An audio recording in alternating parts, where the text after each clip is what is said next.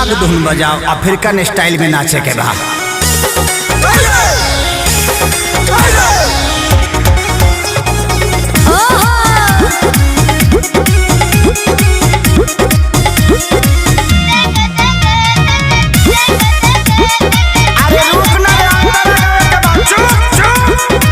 मौजी रूगल बेचो।